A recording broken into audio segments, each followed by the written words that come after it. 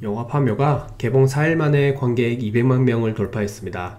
2023년 최고 흥행작 서울의 봄보다 앞선 기록인데 서울의 봄은 개봉 6일 만에 200만 관객을 동원했습니다.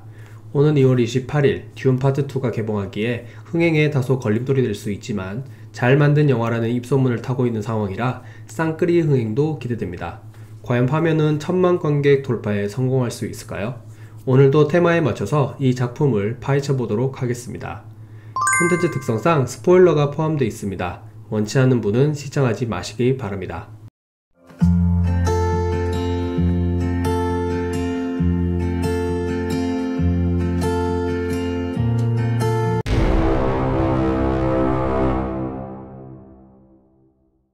영업하면은 거액의 돈을 받고 수상한 묘를 이장한 풍수사와 장의사, 무속인들에게 벌어지는 기이한 사건을 담은 오컬트 미스터리 영화입니다.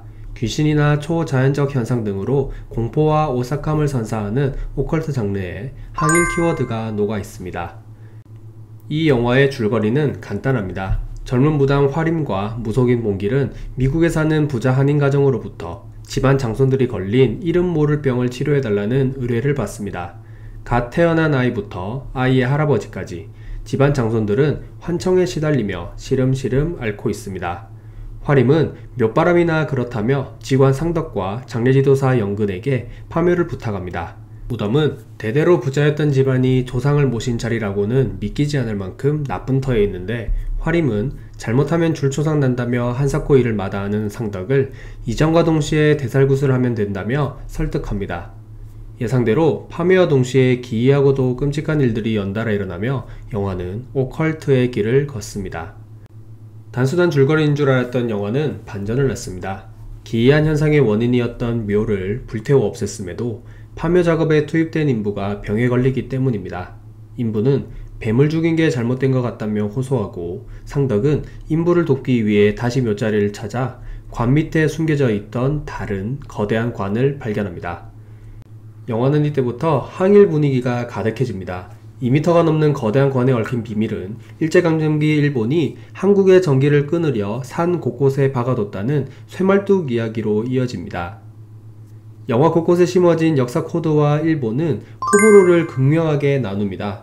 정통 오컬트 영화를 기대했던 관객들에게 작품 후반부에 보여지는 모습은 이게 뭐야? 라는 실망을 자아내게 하기 충분하지만 가슴속에 애국심이 불타는 관객들에겐 무서움은 덜하지만 화끈하고 통쾌한 영화가 될 수 있습니다.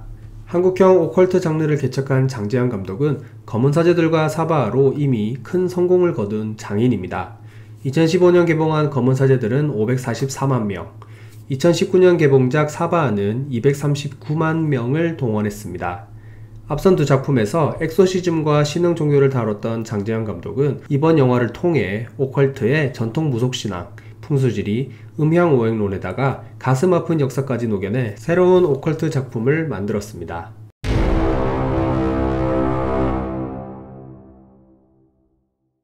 영화 파묘의 주인공은 모두 실제 독립운동가 이름과 동일합니다.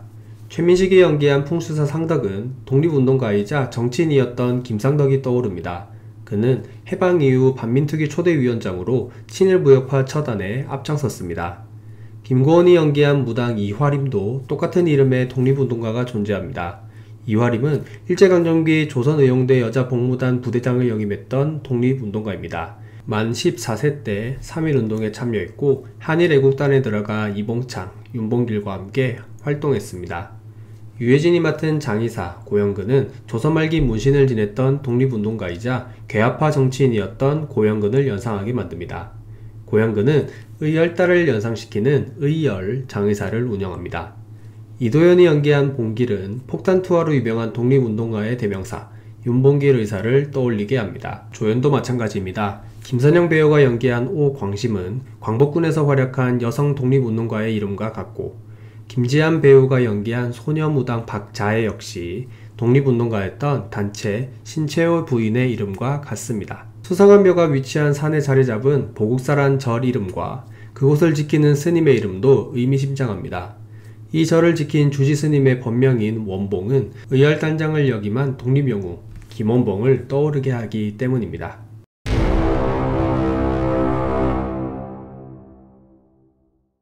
서울 도심의 대표적 호텔인 신라호텔은 귀빈을 모시는 환영 장소인 영빈관으로 유명합니다. 그런데 이곳은 우리 민족의 원흉 이토 히로부미를 기리는 사당 자리인 방문사가 있었던 곳입니다.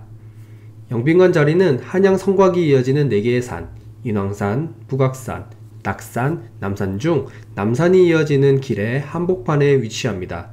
풍수지리적으로 매우 좋은 곳이죠. 과거 일제는 대한제국의 맥을 끊고 특히 남산의 전기를 차단하기 위해 이곳에 방문사를 만들었다고 알려져 있습니다. 다시 영화로 돌아가 보겠습니다. 파묘를 의뢰한 부유한 재미동포가 서울에서 머무는 호텔은 서울시청 앞에 있는 플라자 호텔입니다. 왜 많고 많은 호텔 중에 플라자 호텔일까요? 파묘를 해야 할 곳은 강원도 어딘가에 있기에 인천공항에서 입국했다 하더라도 플라자 호텔은 접근성이 좋은 곳이 아닙니다. 플라자 호텔은 과거 조선 총독부가 있던 자리가 훤히 보이는 곳에 위치합니다. 광화문과 이순신 장군 동상, 청와대가 펼쳐지는 한가운데 위치한 게 조선 총독부입니다. 재미동포 가족은 과거 민족을 배신한 친일 행위를 통해 막대한 부를 축적했습니다. 땅속에 있는 무언가를 찾아내 끊어내는 활동은 1920년대 상해에서 조직된 무장독립단체 철혈단을 연상시킵니다. 이 단체는 풍수지리와 연관이 있는 것으로 알려져 있는데 매우 비밀스럽고 신비하게 움직였고 무속신앙을 기반으로 한 조직으로 짐작됩니다.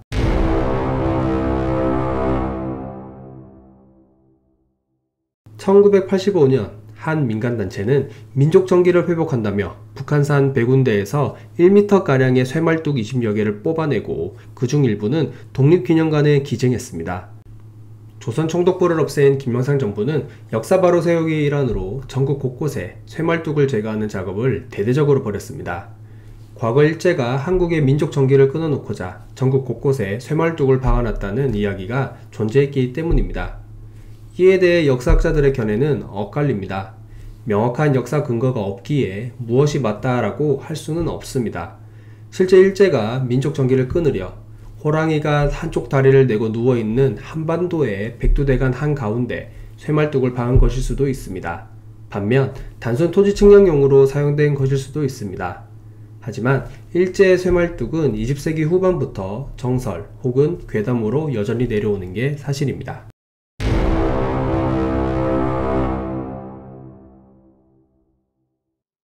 영화 파묘엔 연기구멍이 없습니다. 작품 속 김고은 배우가 연기한 대살굿 장면은 여러 명장면 중에서도 압권입니다. 대살굿은 황해도 지방에서 유래한 굿으로 동물을 죽여 신에게 바치는 굿거리의 일종입니다. 한국민족문화 대백과사전에 따르면 대살굿은 산돼지를 놓고 생 타살굿을 한 후 고기를 익혀 익은 타살굿을 합니다. 무녀는 전복을 입고 전모를 쓰며 신칼을 양손에 들고 고기를 찌르고 베는 신용을 하면서 격렬한 회무를 추고 다시 칼날을 혀에 대어보고 칼로 찌르는 신용을 합니다. 굿에서 가장 많이 사용하는 동물은 소와 돼지입니다. 많은 새끼를 낳는 돼지는 예로부터 풍요를 상징하는데 지금도 돼지 장기는 사람의 장기와 비슷합니다. 살아서는 재산이요 죽어서는 인간에게 고기뿐만 아니라 다양한 이익을 주는 돼지는 인간이 신에게 바칠 수 있는 최고의 재물인 셈입니다.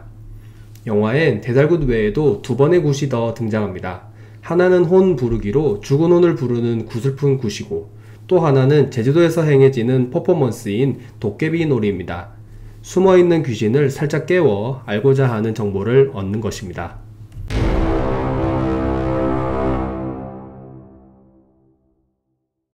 한국 도깨비와 일본 오니는 다릅니다. 도깨비는 순우리말로 여러 작품 등에서 도움을 주는 존재로 친근하게 다가옵니다.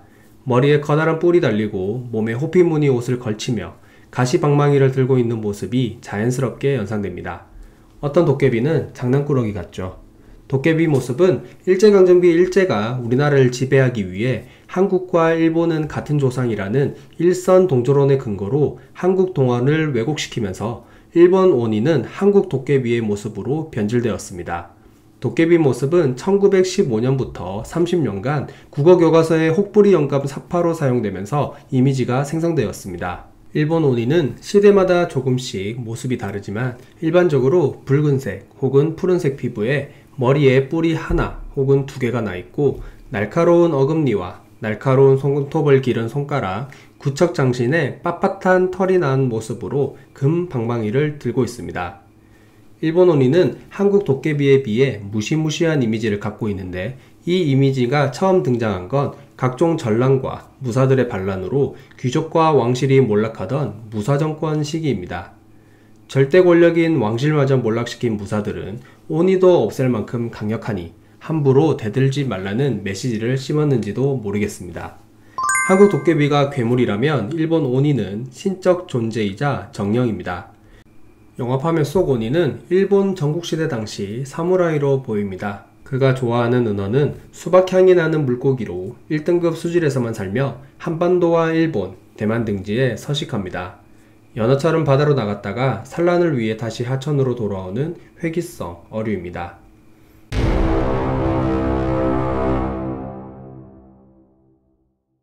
일본 음양사는 한국의 무당이나 퇴마사 모습으로 널리 알려져 있습니다.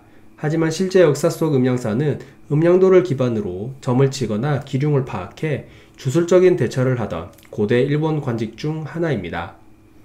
음양사가 속해 있던 음양요라는 기관에는 음양사 외에도 천문을 관측하는 천문박사, 물시계를 살펴보고 시각을 알리는 누각박사, 달력을 만드는 역박사 등이 소속되어 있었습니다. 음양사 역시 자연지리학, 기상예보, 질병치료 등 기술적인 지식을 갖고 있다고 전해지는데, 지금의 이미지와는 달리 나름 과학적인 연구를 해오던 집단이 아닌가 생각이 듭니다. 12세기경 막부 성립 이후 국가주도 음양도가 잠시 쇠퇴하며 음양사는 민간에 퍼지기 시작합니다. 이때 두각을 나타낸 가문이 아베노 가문입니다. 아베노 세이메이는 헤이안 시대에 실존한 음양사로 현대시대에 언급되는 음양사의 이미지에 가장 커다란 영향을 줬다고 평가받는 인물입니다. 음양사는 과학기술 발전소, 점점 쇠퇴하며 종교화되었지만 소설이나 영화, 만화 등의 대중문화 소재로 널리 쓰이며 현대에도 유명해지기 시작했습니다.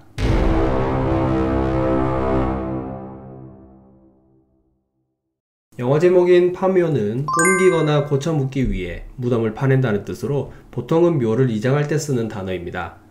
묘바람이란 산소에 탈이 나서 후손들에게 해가 가는 것을 의미하고, 약지는 풍수지리상 사람이 살기 적합하지 않은 땅을 말합니다. 일본에서 사람 얼굴을 한 뱀은 요괴를 뜻하고, 보통 묘자리와 여우는 상극인데 묘자리 주위에 여우가 있으면 좋지 않다고 합니다. 영화 속 일본 스님 기순에는 일본어로 키츠네, 즉 여우를 의미한다고 보여집니다.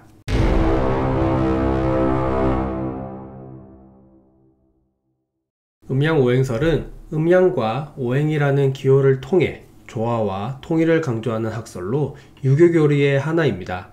음양설과 오행설은 원래 독립되어 있었으나 대략 기원전 4세기 초에 결합되기 시작해 여러가지 현상을 설명하는 데 사용되었습니다.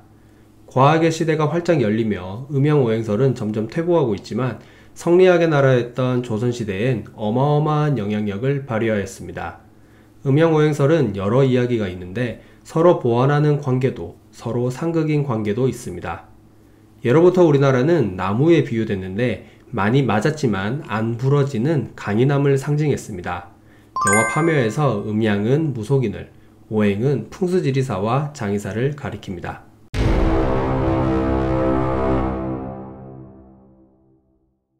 영화 파묘 속 중요한 설정인 도깨비불은 컴퓨터 그래픽으로 구현하지 않았습니다.